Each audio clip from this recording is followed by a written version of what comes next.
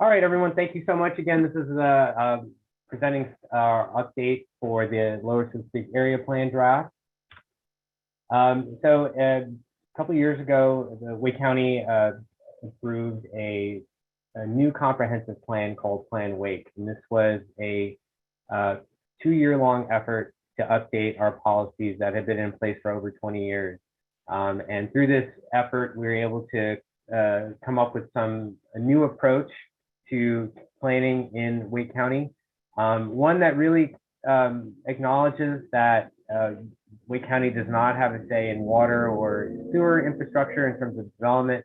That's really left to our municipal partners. And so all of our policies need to be updated to reflect that. And so part of that was our approach to plan together, track together, and act together with our municipal partners. Part of that PLANWake development framework, part of that PLANWake development process was the development framework, And so this is where the Lower Sioux Creek area is right now in terms of the study area we're looking at. But it broke the county up into 5 different classifications: community, community reserve, rural, transit focused, and walkable center. And they each have different characteristics for the type of development that we want to see in that area. And this was done throughout a lengthy community involvement process and input process. And so part of the area plan is doing a little bit of a deeper dive into our local areas in unincorporated Wake County and making sure that the development framework map as adopted in PLANWake makes sense and maybe needs amending. So first, we started off with an analysis of current land use in the Lower Sioux Creek area. As you can see, the majority of that is residential, 39%. The next is agricultural and forestry. So there's a lot of green space that's being used for farming and for conservation of our natural habitats. And that's a very important thing. And especially in a place like Wake County where so much development is happening, this was nice to see. Just under 2,000 acres of the 7,000 acres total is dedicated to agriculture and forestry. We do have little pockets of institutional and industrial as well. And we had just over 1,000 acres that are either classified as vacant or we weren't able to determine a use form from our research. Now, as everyone knows, population of Wake County in our area is growing at a rapid rate. The change in population from 2010 to 2020 in the county was 25% growth rate, and that's just a lot of people that are coming into our area. And then Wake County's population, in terms of the overall state context, we are the most populous county now after I think so. For the longest time, Mecklenburg County held that role, but now as of 2020. Wake County is now the most populous county. And so this trend is expected to continue. Even on a national scale, Wake County is one of the leading counties for growth. So how do we manage all this growth, and how do we accommodate folks that live here or want to come?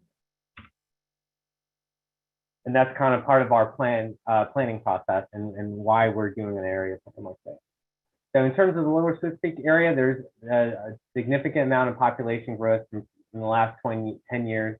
You can see the different population percentage of change in the different areas. Obviously, so that 50 you see in the middle, that's actually not within the area plan boundary.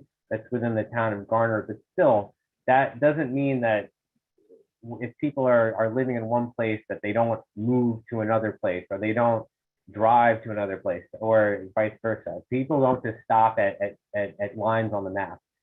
And so we expect a lot of this growth trend to continue into the Lower Sioux Creek area. And our expected population for 2050, we're using the Metropolitan Transportation Plan projection, which is a regional transportation plan done by our partners at Campo, that look to population projections and seeing how that relates to traffic and congestion. And in about 30 years, we're expected to get about 2,000 more people, or about 3% more folks than we have right now. And you can see how those numbers play out in the different areas within the area plan. So I'm going to stop there for some questions. We have a few more slides to go, so there might be some opportunities that I might answer, but I wanted to take a second and see if we have any questions from our audience.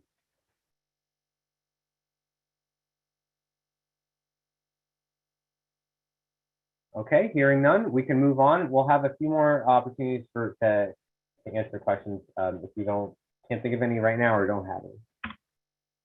So transportation is a huge part of where we are and where we live, and it seems that traffic is always on the tip of our tongue. So we are looked at crash data in and around the Lower Sis Creek area, and we found that there's a significant amount on Benson Road. I'm sure that folks that live or work in this area, that's no surprise to anybody, but to see it on a map and kind of see it laid out really speaks volumes. Especially US 70, there's obviously a lot of traffic on there. And so seeing a number of car crashes along 70 is no surprise. But it's interesting to see how our roads are being used, and maybe there are opportunities for improvement. So these are a few more resources that we have. NCDOT traffic counts. The adopted 2050 MPP is what I was referring to before. And so one of the things that I wanted to highlight was the Southeast Area Study. And this is a study being conducted by Campo, and it is a transportation study for this area. So we've been seeing a lot of questions on our social pinpoint map. If you're not familiar, we have an interactive map on our website that people can ask questions on, add suggestions or anything like that. And a lot of them revolve around traffic, and that's understandable. However, that kind of goes beyond the scope of what we're able to do in terms of being able to put sidewalks in a certain location or adding roundabouts. North Carolina is a little bit of a different animal when it comes to transportation, because NCDOT is really in charge of most of the, if not all the roadways in the state. Of course, there's a few exceptions, but NCDOT maintains the roads for the majority of the roads in our state, Wake County included. And so Campo is conducting a study where they are asking for public input on things like this, where there are sidewalks needed, where there are roadways needed to be widened, where there are more greenways being put in. So a lot of the questions that we have and suggestions that we have that we've been receiving, these are really appropriate in the Southeast Area Study update. And we can provide a link to that in the chat, but if you just look up Southeast Area Study or SES update, that should take you right there. So not just auto traffic, but what about bicycle and pedestrian improvements? Well, we've been working with the town of Garner, and they've been working with the NC Turnpike Authority, especially with the advent and pending construction of NC 540. So this is going to be a huge highway that cuts through the heart of the LSC area, as you can see. But Garner and our municipal partners at Garner have really been having conversations with the NC Turnpike Authority to make sure that bicycle and pedestrian improvements are being implemented into the construction of 540. So just because there's this highway crossing through doesn't mean that that should be a barrier for anybody who's not driving. So you can see the different improvements at the different interchanges and crossings along future 540. And they include bikeways, they include bike lanes, they include sidewalks. And so we really want to make sure that this is part of our plan as well, to make sure that's in alignment with the town of Garner. Part of our planning process is to do community engagement, and part of that, and the result of that is all of you here today. We want to make sure that this plan is seen by the public and the public provides input to it, because that's how a plan really works. It doesn't just come up with some folks in an office drawing a map. It really is a result of community input and involvement in making sure that this is a community-driven plan. So we've been trying to get out as much as we can. We know with COVID and people not trying to get out as much, that's been a challenge, which is kind of why we're doing a virtual meeting in the first place. But We're at the Southeast Regional Library. We were out on election day at Garner High School, Imperial Memorial Baptist Church. And we had another virtual public meeting back in April. We also are using, like I said before, the social pinpoint tools. So social pinpoint is an online engagement platform that we've been utilizing to help get the word out and capture data from the public. We're also using online surveys to make sure that we're getting more input that we can actually hear, because a lot of the things that it's not just a yes or no answer. We need to hear narratives and people telling their story, and we've been getting so many of those, and really it helps us paint a picture of how people live and work in this area. This draft land use plan that we are going to have, I'm going to present in a couple slides, is on social pinpoint. So, after this meeting is over, it just doesn't stop at this meeting. We want you to be able to go on to that map, tell us what you think, tell us what changes need to be made. If you like it, that's great too. But the more input that we can get, the better. And all that input and all the comments that we receive will be part of the plan as well as in the appendix. So we want to make sure that this is all recorded. So the type of community engagement we've been getting so far, this is for the social pinpoint interactive map and the website. We have just over 1,500 total visits, 504 unique users. People are spending just over a minute and a half on the website. But as you can see, the word cloud here, the biggest theme that we've got is neighborhoods. Neighborhoods are a big part of this area, and it's a big part of making this plan work. If the plan does not serve the needs of the neighborhoods that are there, then it's not a successful plan. And another example of some of the answers that we've been getting about what do people want to see in this area. So we get a lot of strong reactions, and that's what we like to see. A lot of you might have seen these signs that we put out. We didn't get as much community engagement as we were able to, as we'd like to in the initial stages. And so we wanted to do something a little extra to make sure that people knew what was going on. So we put 12 signs in and around the LSC area to make sure that people saw them. Well, what is that sign? Even if they're just asking questions and not sure what it is, just getting attention of folks as they're driving along. And it sounds like, it's been working. So since we put the signs up, we've gotten a lot more input and engagement on these social platforms. And these are the different locations for the signs. We want to make sure we got everywhere in the area and make sure that those high traffic areas are being utilized. So I'll pause there for another set of questions, and I'll see if we have any in the chat or any that need answering. Cool. We did have a question on Facebook about whether the slides would be available after your presentation, and they will be posted on wakegov.com/LSC. Yes, absolutely. That's correct. We'll make all of this available for everybody. And as a reminder, for those of you who have questions in Zoom, you can select the chat button across the bottom of your screen. For those on Facebook and YouTube, you can type in the comment section below the video. While we give attendees a chance to type, we have a question from our online portal.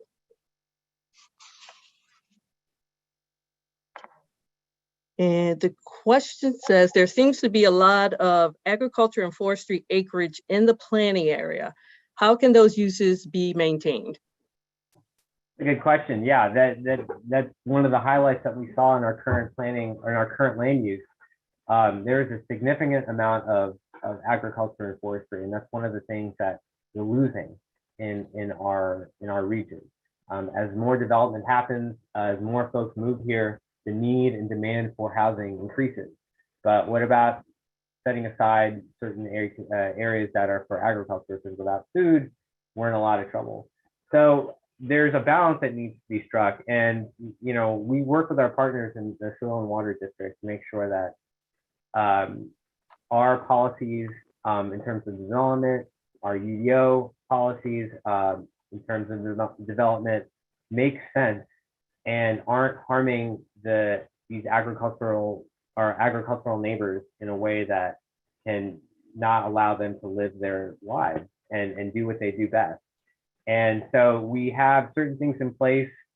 We have voluntary ag districts that farmers and folks who aren't agriculturists can enter an agreement for 10 years, and it protects their farmland. We also have another, we've it's called an enhanced voluntary agriculture district, where while that in the original, farmers, if they wanted to, before the 10 years was up, could opt out of that agreement. With the enhanced version, the farmers are locked in, the property owners are locked in for that full 10 years.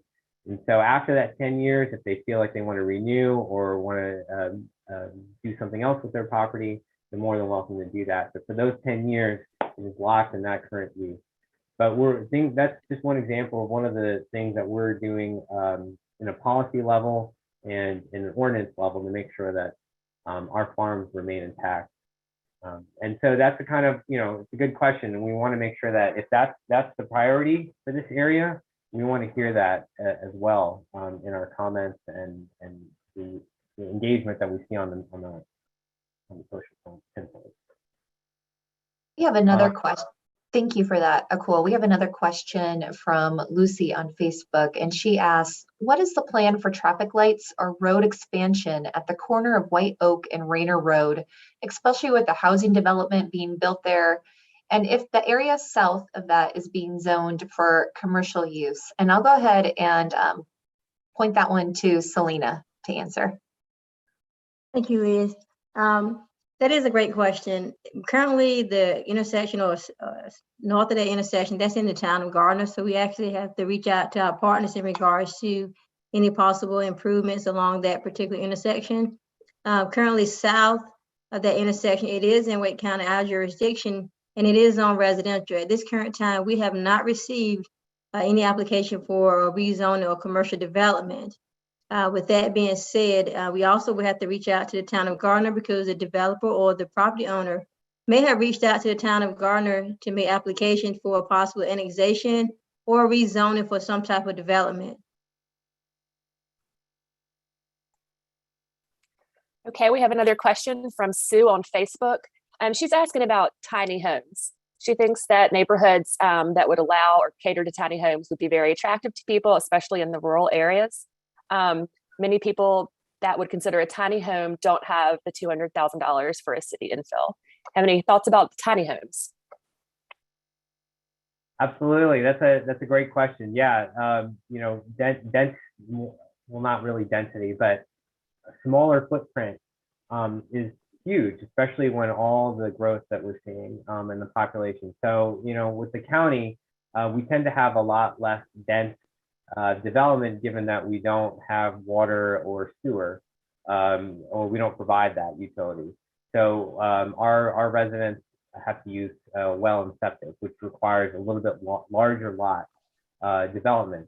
And so that's why we don't see that type of multifamily housing within the county, or we don't see that type of density within the county.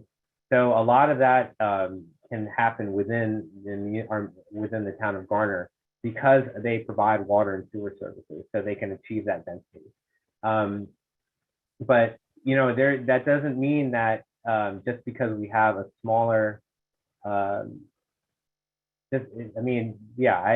think that incorporating a way for us to have tiny homes or change our ordinances in a way that makes it more possible, or for that infill development, is a great way to maybe get around that a little bit. But Selena, do you have anything to add to that, or am I?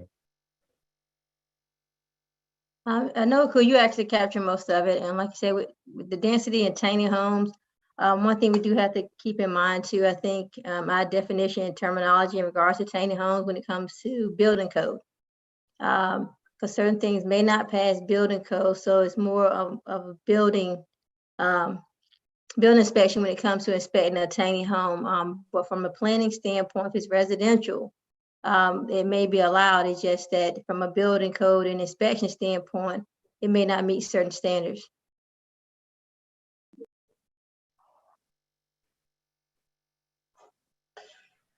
We have a couple more questions from chat that we can get to, and our topics are maybe skipping around a little bit here, but I want to get to them in the order that they were asked. Ronnie and Bill both have some questions about 4 lanes plans, and specifically if there are any future plans for 4 lanes on Highway 50, and what about 1010?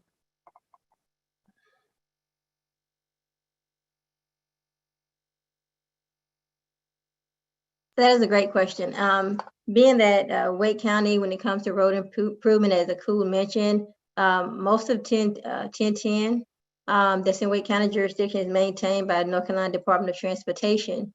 I would definitely provide that link in the website or in the chat in regards to their website, whether or not in regards to the 2017 traffic study, in regards to 540 and what improvement they propose along 1010, the portion that's in our jurisdiction. As we go up north along 1010, we go into the town of Gardner. So we would have to contact or reach out to our partners in regards to any improvements from the point that it's in their jurisdiction going north, whether they propose any improvements. But for the majority part in the southern half, we definitely will reach out to DOT, and I will post that link in the chat. Thank you, Selena. Yeah, that another resource, like I said before, was the Southeast Area Study update. I think that's exactly where that question can be asked, and whether or not, if you want that to happen, that input is what they need to hear. Okay, a couple more questions for you. I think we're thinking back here to our agricultural preservation, and Dawn is wondering, does a 10-year agreement transfer to new owners if the land is sold? I think there's a third component of the ordinance update that was done and adopted by the Board of County Commissioners in June, and that was an agricultural conservation easement. And I think that with that easement does transfer with the land, just stay with the land. That's correct, Sharon. This is Teresa Furr. I did respond privately, I think, to Don to let him know, but both the Voluntary Ag District program and the new enhanced Voluntary Ag District program, both would transfer to the new landowners. Thank you, Teresa. Thank you, Teresa. Thank you. And Whitney is wondering, is any of the land protected, or is it all open for sale or development? I believe that any land that is either within the voluntary ag district or within those conservation easements are protected. But if a property owner wishes to sell their property, that's really up to them. Whether or not it can be developed, that's a different story, and developed into what.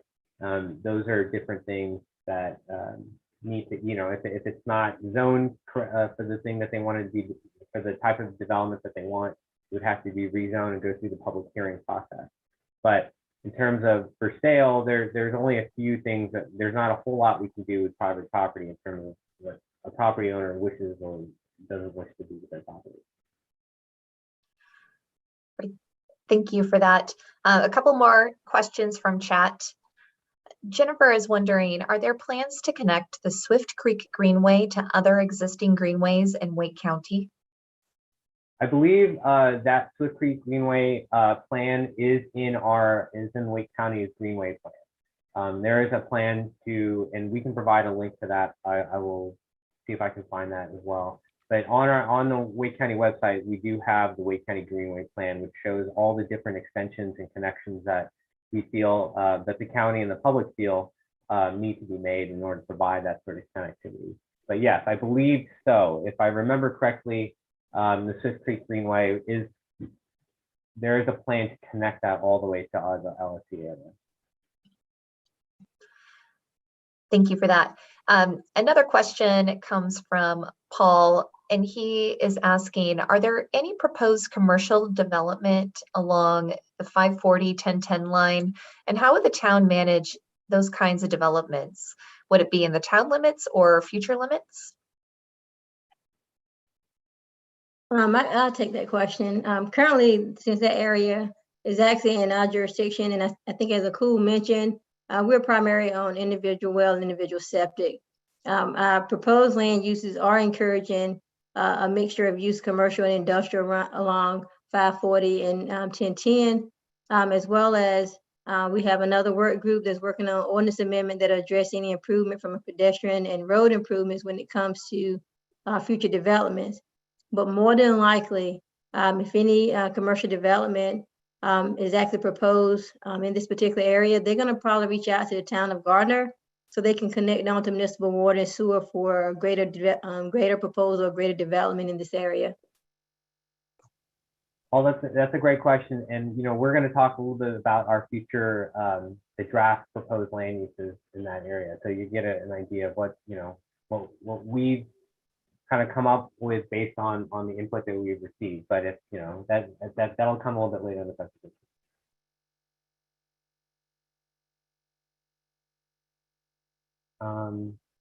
Thank you for that. Those are all of the questions that we had from chat, and I'll just note that we have Katie Matthews from the U.S. Fish and Wildlife Service in Raleigh that's added a little extra context into chat, which people may be interested in. And I know that our listeners online aren't able to see that, so I'm just going to read it really quickly here. She says, "Good afternoon. I'm a biologist with the U.S. Fish and Wildlife Service in Raleigh. I don't have questions at this time, but will provide my comments here. The Swift Creek below Lake Vinson is home to 12 state-listed aquatic species, including 4 that are also federally listed as threatened or endangered. These species include freshwater mussels and a large salamander called the Neuse River water dog, which is found only in North Carolina. The USFWS really appreciates the proactive planning and development in sensitive watersheds like Swift Creek, and we would like to work closely with the county and assist in protecting Swift Creek, its tributary streams, stream buffers, and adjacent wetlands. Avoidance and minimization of impacts to these areas will not only protect listed species, but will provide benefits for years to come for the residents, including water quality benefits, recreational benefits, and protection from flooding." Thank you for that, Kathy. And I can pause there for a second. And we did have another question that came in. Bill is wondering, where can we see plans for future development already on the books for the area?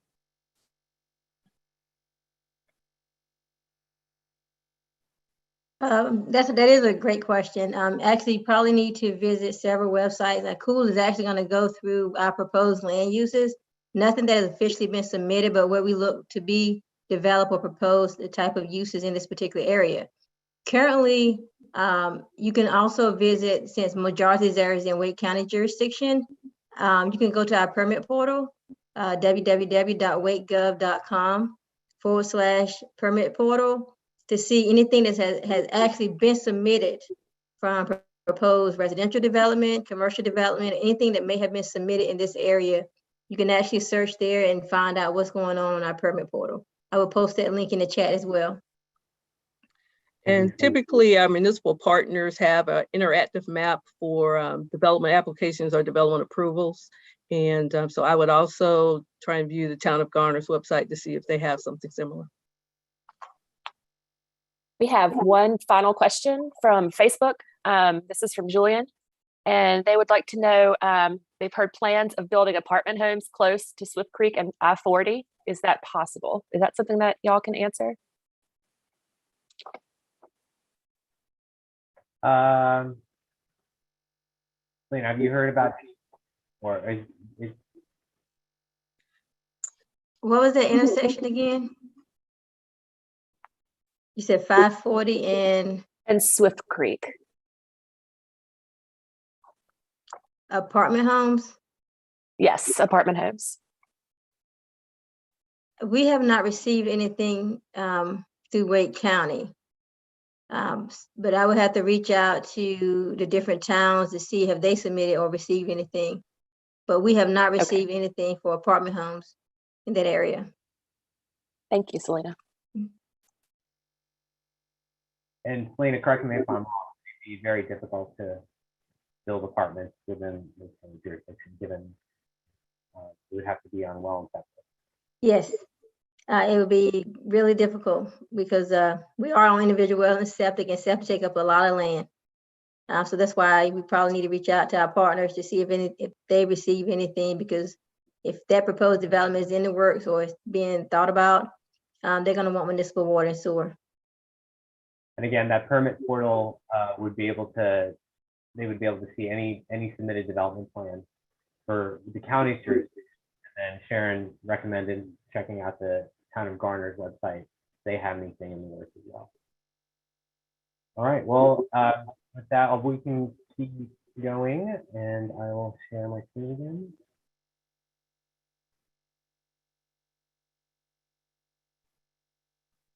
All right. So we've alluded to a lot of these already, and a lot of the questions, the great questions that we've already received, really teed this up nicely. So we, as I said before, we work with our municipal partners, and in this case, the town of Garner, to make sure that our plans align with theirs, that we're not contradicting each other, and you know, the development that we see tends to be less dense in the county jurisdiction, like I said, because of the well and septic.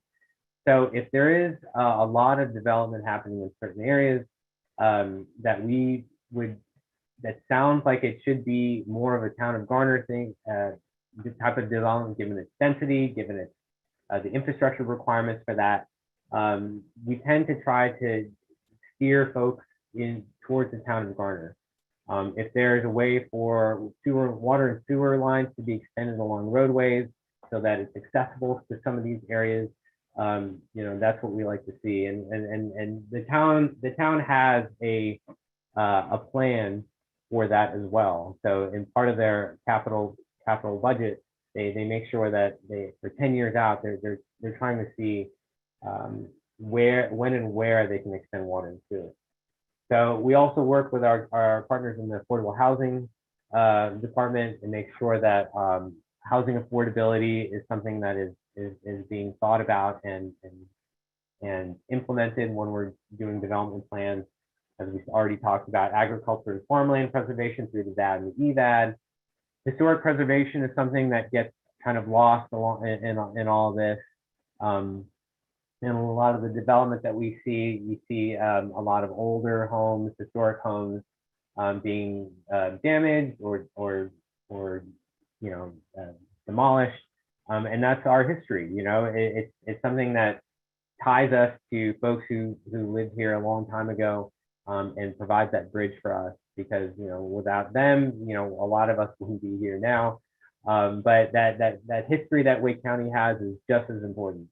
We also have the Swift Creek Land Management Plan, which technically this area it's just to the north of Rand Road, so it's outside the LSC area. But like I said, the world doesn't stop at lines on a map or on a street. So the ecological effects of what's happening in the Swift Creek, which is a protected area, is affected by what we do in our area. So we have to be mindful of that. And we talked about greenways as well. We have an open space plan for Wake County and a greenways plan, and those are developed with our municipal partners on a county and regional scale to make sure that everything is aligning and integrated correctly with each other. Sustainability, as our colleague Kathy at Fish and Wildlife Service mentioned, this is a very ecologically sensitive area. And so we need to be mindful of that as well.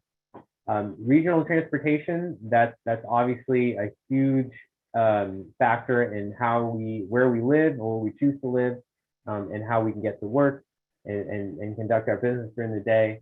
There are transit plans that are occurring through this area, namely commuter rail, which is just along Garner Road, and then rapid bus, which is a bus rapid transit extension that goes from Garner to Clayton.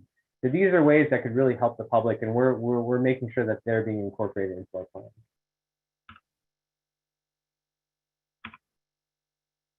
So just to give you an idea of the amount of agriculture and forestry land in the Lower Swift Creek area, there's quite a bit of it, and just 48 parcels over just under 2,000 acres is a significant portion of 7,000 acres overall, which is how big the Lower Fifth Creek area is.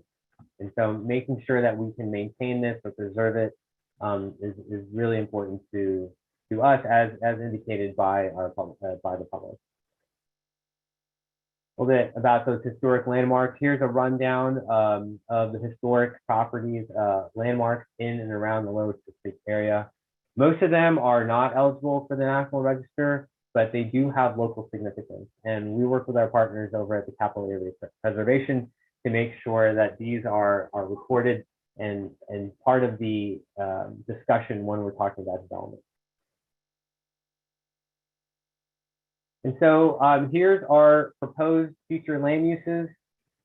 We've broken it into residential, which is less than 4 dwelling units per acre. And I will talk about what MUD is in just a second, but I'll keep going. Open space, which includes agriculture, forestry, and other passive recreation, or it can remain undeveloped. We have civic and institutional, which can be religious institutions like churches. And we have light industrial. So light industrial can mean office space or other commercial activities like that. But for MUDs are what we're calling multi-use districts. They formerly were called activity centers. So activity centers are areas where if there's a development plan proposal for non-residential development, it needs to be within an activity center for that to be approved. If it's not within an activity center, we need to go through a rezoning and then a land use plan amendment. But we've changed that wording to call the multi-use district. The one up by Rand Road in 1010 is was an existing activity center. So we just changed the name. We think that is a good opportunity that remains to be a good opportunity for commercial development should that need arise. We've also added two, one by Cleveland School Road and then up by the interchange of 540. Now, one caveat I want to mention before we get to questions is that this is not this is not to say that they should be this. Like, we don't believe that any use that's currently different than what it is now, for example, if you are within a multi-use district, that does not mean that you should become one. However, we identify that area as a good potential location. So if a property owner chooses to redevelop their property, it would have to be consistent with this future land use plan. And that's also not to say that this is set in stone. Land use plans, area plans are dynamic, they're living documents, they're always being amended as times change, as needs change, as our population changes. So if you see this and you're concerned and you're saying, oh my God, what does that mean? What are they going to do to my property?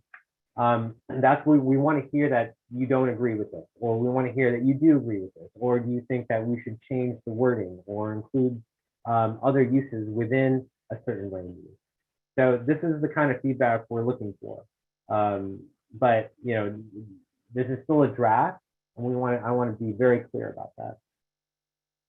Cool. Before you go on, I just want to make sure that everyone knows that we've also conferred with people as part of this process. And one of the things that we're looking at is the open space category and making a determination of whether we should actually, from that category, have a separate agriculture and forestry category, given the predominance of that land use in the area. Thanks, Sharon. Yes, that's exactly right.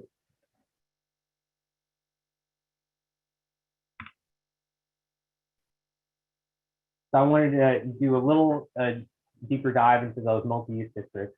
Here's the one at 1010 and Rand Road. Currently 10 acres. It was already existing, as I mentioned before, in the existing land use of single family manufactured homes. The White Oak and NC 541 is very large, but we feel that with 540 being constructed, there's a lot of opportunity to leverage the traffic that we're going to be seeing. And one of the challenges that we see that in our line of work is that when folks come in and they want to redevelop their property into a non-residential or commercial property, and they're not in an activity center or a MUD that we're calling it now, it's very difficult to make those larger. And so we feel that we want to be as inclusive as possible and really kind of take advantage of 540 and what it has to offer and be able to get out in front of that. But again, this is something that we want to hear from you. Is this too big? Is this not the right location?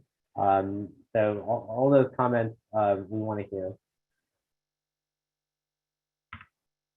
And then Benson and Cleveland School Road is currently zoned highway district. Sewer is not yet close enough for this to actually be developed into commercial. And the existing uses right now are forestry / horticulture, and then civic and residential. So again, these are future land uses. So we're thinking 20 years out. And again, I want to stress that these aren't things that we think your property is going to turn into, and we are making it we are going to turn it into that because of this plan. But again, we want to hear what you have to say. So for next steps, we've been working on this since spring, and we had our first public meeting in April. We're entering on our second round of engagement currently with this plan proposal. We are hoping to have this plan adopted by winter, by the end of the year, but that is a tentative plan. Again, we wanted to wait and hear what the public had to say, what you all had to say about this draft plan, and then we could reassess. But that's the current timeline as we have it right now. So that's the end of my presentation, but I wanted to spend some more time answering questions, if that is all right. We have probably about 15 minutes left, and I think that's plenty of time to answer some questions or just have some discussion. Cool. We have a question from Facebook. This is from Lucy. She is referencing the mud area off White Oak. Can you provide specific examples of what would be included on that land? She says she takes this road every day and is concerned about what the land could turn into, especially since 540 will be there. Right. So a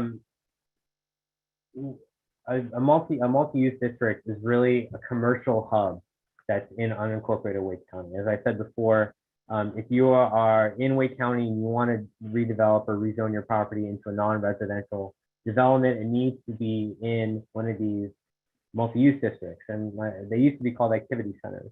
And so the type of development that we're going to see there, or I think we're hoping to see there, is something that serves the community. It can be commercial in nature, it can be a grocery store, it can be anything that is basically non-residential and service oriented. And so I guess, Sharon, do you have any? Yes, examples of types of non-residential uses that we currently have would be drugstores, pharmacies, storage units. We do have a couple of grocery stores, offices that wouldn't require municipal water and sewer, daycare centers, childcare centers.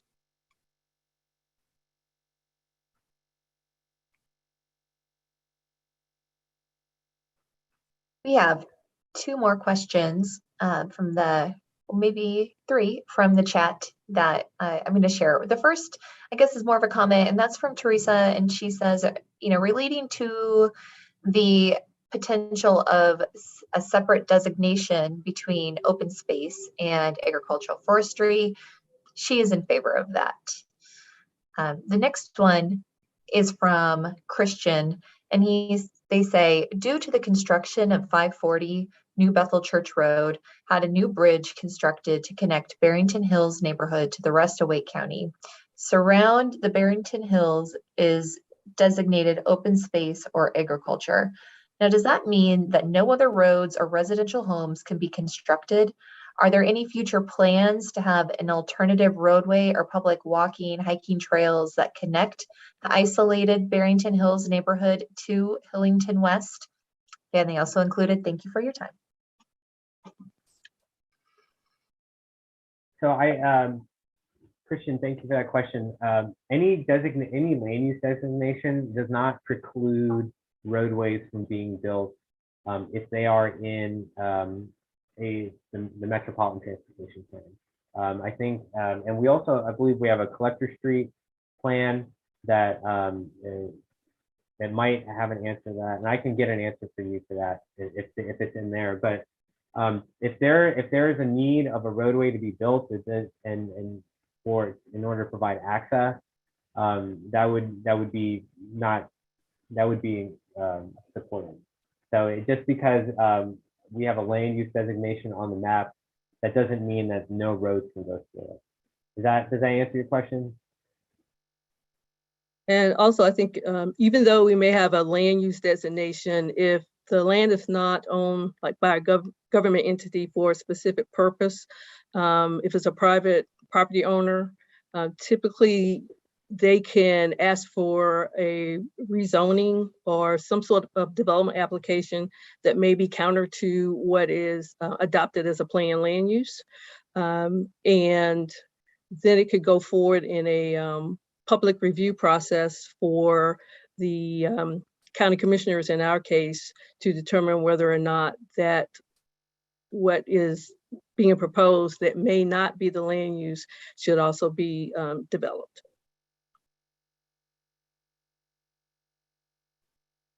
Thank you for that. Our next question, and possibly last, is from Paul, and they ask, looking at future land use, is there a reason the land between 1010 and 540 near Sauls Road in Old Stage has not been considered for any development? Yeah, so I think that's a great question. I believe you're talking about, let me see if I can bring this map back up, and then we can, but if we're talking about the gray area, so while the gray area, let me see if I can bring it up, and then I can see what I'm talking about.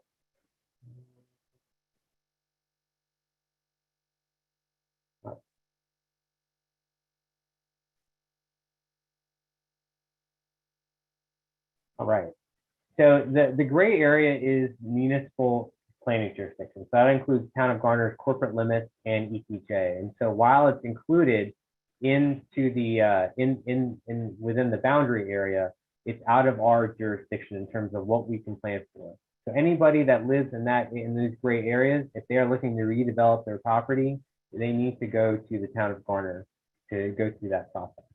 So we wanted to include a little bit of Garner because of because of municipal growth, what's left of the county's jurisdiction is very fragmented.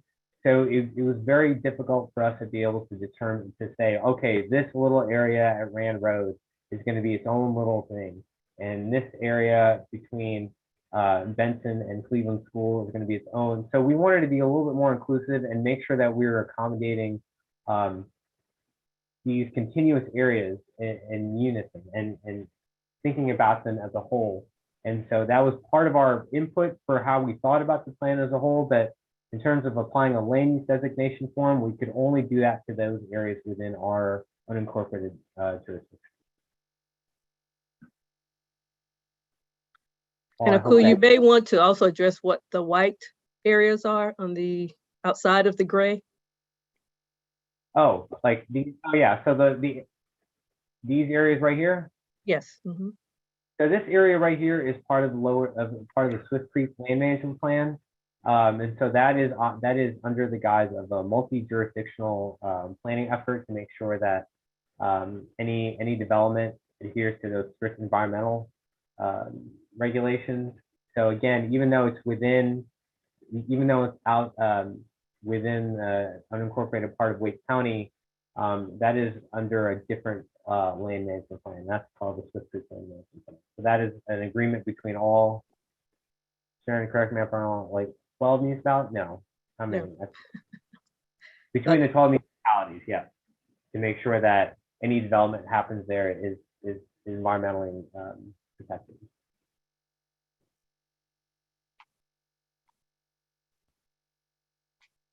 Thank you for that. I don't see any other questions in the chat at this time, but we do have a couple more minutes. So if you have anything you need to know, go ahead and add it. Yeah, I want to stress that. Oh, I just want to reiterate how great it is to see the number of folks here in this meeting. We as a staff are really appreciative for you to spend your time during your lunch hour listening to us talk. We realize it is about your neighborhood, and I'm thankful that you're there. You're here to listen to us, but we don't want this meeting to end as it was after this. We want to hear your thoughts. We're going to interact with you on that social pinpoint map. We're going to get you the answers that you need. We're going to respond to your questions, and we want to make sure that the proposed land use plan that we submit and present to our elected board is actually representative of this area. This isn't something that us in Wake County as planners want to just do in an office by ourselves and then hand it over. We want this to be a collaborative effort, and that can only be done through your input. And judging by the participation and the questions and the types of conversation that we've had today, I think we're in a really great place. And I want to say thank you again to everyone that came out today. I'm going to have a slide here just to show you. If you have any more questions, you can email us at areaplan@wakegov.com. We have our planning line, which is 919-856-6310, but make sure to press option 8. That will take you to the area plan voicemail, or if we're there, we can pick up and talk to you. As well, all these resources and more are on wakegov.com/LSC. We have 3 surveys, I believe, talking about land use, proximity to 540, and just your overall feelings about living in this area. And we've gotten a lot of feedback from that, and it really helps us craft a narrative and form and see what y'all are thinking. Because you live in this area, you work in this area, we don't, and we want to make sure that your views are being represented. And unless we have any other questions, but I can. There is one more that came through chat, and Bill asked, can you provide more information on the Rand and 1010 mud? Sure. So the multi-use district, again, is a designated area that has been established, and this was a former activity center in the old Fuquay Varina Garner area land use plan, and upon reassessment of this area, we felt that this is still a good opportunity should the need arise for a non-residential development. And some of these activity centers, or now MUDs, have been residential for the entire time they've been designated as activity centers. And that's just because the folks that live there want to keep living there. And that's kind of indicative of what I was talking about before. Any specific land use plan designation doesn't mean that that's what has to happen. But we want to make sure that if there is a change in use from what is currently there, that we would like to see it happen in this way. So it's just a small 10-acre activity center or MUD. It's hard for me to call it a MUD and not an activity center. But we feel that that's a good opportunity, and still remains to be a good opportunity for non-residential development with the traffic that's on 1010, this intersection in Rand Road. And I believe that there is some other commercial development or uses just on the other side of that. So it would be a good, we believe it would serve the community in a really beneficial way should it turn into a non-residential development. So I hope that was a sufficient answer. If not, I can we can talk about it and we can have a little bit better conversation about it. It's very hard to have these meetings online virtually, because that back and forth that is so typical, and what's great about having in-person meetings is lost.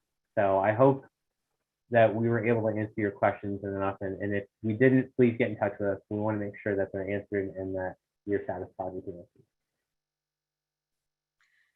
And as Akul alluded to, thanks to everyone for sharing your time, questions, and comments with us today.